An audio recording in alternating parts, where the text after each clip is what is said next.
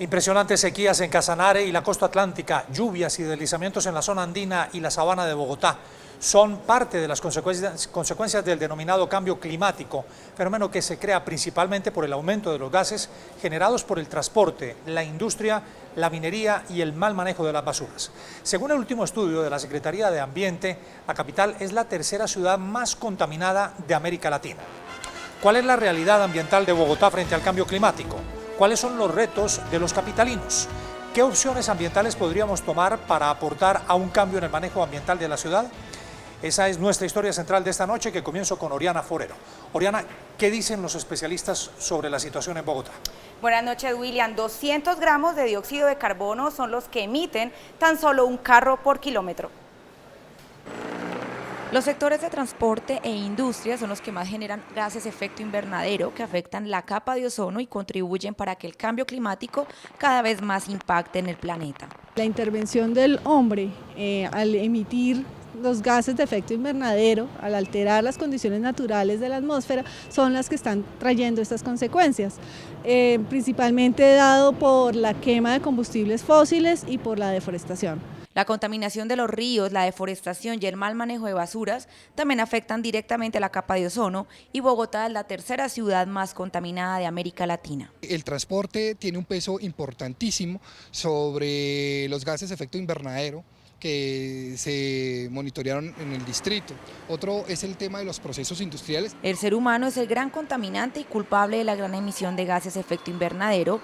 El mal manejo del agua y la poca conciencia ambiental lleva a que el cambio climático afecte las temperaturas climáticas. Tenemos en estos días además unas temperaturas muy bajas en las horas de la madrugada, tenemos unas temperaturas muy altas en las horas de la mañana, sobre el mediodía, y todo esto tiene mucho que ver con el calentamiento global.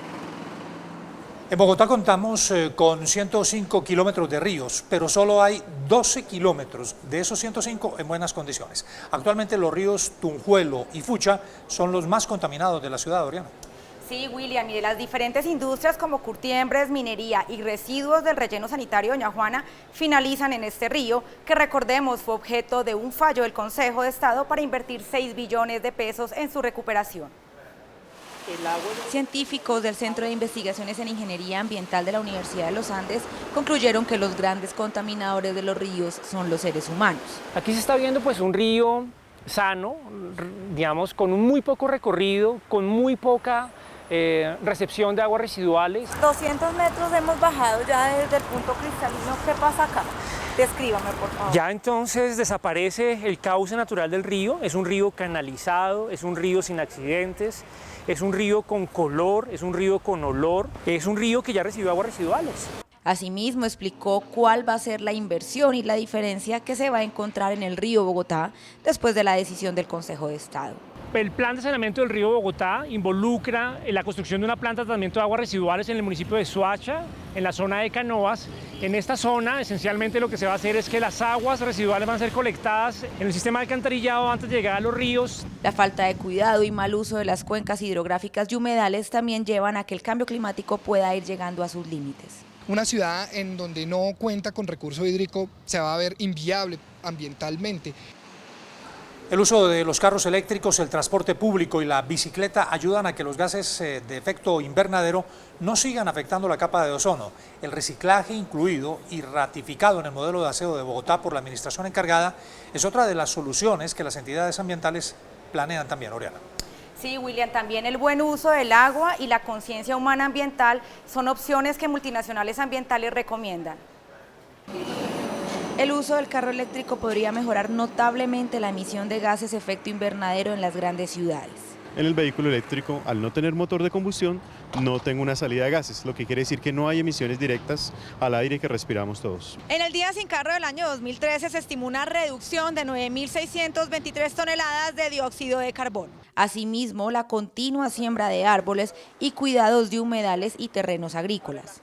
A nivel nacional, nuestros ecosistemas más vulnerables a estos cambios ya se están viendo afectados. Por ejemplo, nuestros glaciares, tenemos ya problemas por escasez de agua, en ecosistemas más sensibles como los humedales y en los bosques, y también tenemos ya evidencia de aumento en el nivel del mar. Aunque Colombia aún no está en el escalafón de ciudades con más contaminación, sí debemos comenzar a actuar. Cada vez que arrojamos un chicle, un residuo sólido, una basura cualquiera que sea, ella termina vía redes de alcantarillado llegando a la planta de tratamiento de aguas residuales y generando un problema de desestabilización de este sistema de tratamiento. La contaminación ambiental es una de las principales causas del cambio climático y en consecuencia uno de los factores para producir graves enfermedades. ¿Cómo qué tipo de enfermedades produce esto, Ana? William, buenas noches. Pues enfermedades que están expuestas al ambiente como las respiratorias, el cáncer y las causadas por vectores. El experto en salud pública de la Universidad Nacional explicó que con el cambio climático, la salud de las personas está más expuesta a sufrir enfermedades respiratorias, crónicas y causadas por vectores. Se generan proliferación, por ejemplo, de enfermedades conocidas como enfermedades transmitidas por vectores. Se registra, por ejemplo, en este momento por casos de dengue, casos de mortalidad y de morbilidad asociada a estos fenómenos. Afirma que el manejo del agua, las basuras y de los desechos tóxicos de las industrias son componentes que causan daños ambientales irreparables, que en consecuencia producen efectos muy graves en las personas. Cuando todo eso se suma, lo que hace el efecto invernadero es que nos aumenta la exposición a esos agentes ambientales. Asegura que si bien es cierto el gobierno nacional ha establecido una política para la atención de enfermedades causadas por el cambio climático, la mayoría de ciudades, empezando por Bogotá, no tienen un observatorio de cáncer que permita brindar atención integral de la enfermedad. Diagnóstico, prevención, diagnóstico precoz, tratamiento oportuno. El cáncer de pulmón, de piel, de vejiga, la neumonía, el adenovirus y otras enfermedades respiratorias serán las más comunes con el cambio climático. Para ampliar este tema sobre el cambio climático y principalmente sobre lo que se viene para el río Bogotá, tenemos como invitado esta noche al doctor Fernando Vázquez, director de la Fundación Alverde Vivo. Doctor Vázquez, muy buenas noches. Hola, ¿qué tal? Muchas gracias por venir aquí a nuestro estudio. Cuéntenos cuáles son las primeras medidas que se van a tomar para lograr la descontaminación del río. Bueno, llama la atención primero que todo que desde 1992 se inició la acción popular. 12 años más tarde falla la primera instancia con la magistratura de Cundinamarca y 10 años se demora, casi 10 años se demora el Consejo de Estado para fallar una cosa que es evidentemente grave. Sí. Bueno, pero ya dado el fallo, lo importante es que puedan seguirse los pactos de cumplimiento que en la primera instancia se cumplieron, no solamente por las entidades del Estado, sino también por las empresas privadas que fueron condenadas en ese primer fallo. Nosotros como fundación haremos un seguimiento muy minucioso de todos estos pactos de cumplimiento, aunque falta que salga el fallo completo para poder considerar detalles específicos. Sin embargo, hay que llenarse de optimismo y pensar que esta vez sí va a ser posible que el río que desde 1952 se contamina pueda llegar a hacerse. ¿Cuánto tiempo se demora el trabajo de descontaminación del río? Es que lo primero que hay que hacer antes de pensar en la descontaminación es no contaminarlo más. Claro, parar la contaminación. Pero sabrá usted que desde el año 52 la empresa de acueducto y alcantarillado vierte las aguas residuales domésticas al río Bogotá.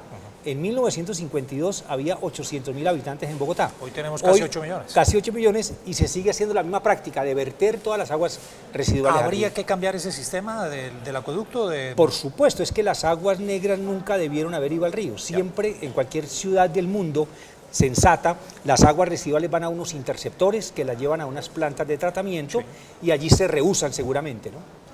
Y con esa respuesta que me acaba de dar usted, ahora sí podríamos saber si se para esa contaminación, si se cambia el sistema en el acueducto, ¿cuánto nos demoramos recuperando el río? El Rin, que es un río mucho más grande, que atraviesa 5 países en Europa, tardó cerca de 50 años en su recuperación. Entonces es cuestión de paciencia, pero insisto, se debe parar la contaminación para empezar a tratar el paciente. ¿Es el acueducto el principal contaminante, el acueducto de Bogotá el principal contaminante del río Bogotá? ¿O los bogotanos también individualmente dañamos el río? De las aguas residuales domésticas sí, porque como le digo no ha debido verter las aguas nunca allí, pero hay contaminación industrial, las aguas lluvias están mezcladas con las aguas negras, no hay sino una planta de tratamiento en una primera fase que trata apenas 4 metros cúbicos y después de tratarlos vuelve a verterlos al río a un costo de 4.000 millones de pesos mensuales. Es un país de locos. De locos. Y 50 años nos va a tardar, medio siglo para poder tener un río como toca aquí en Bogotá. Doctor Vázquez, muchas gracias. Una muy buena noche. Muy amable, gracias.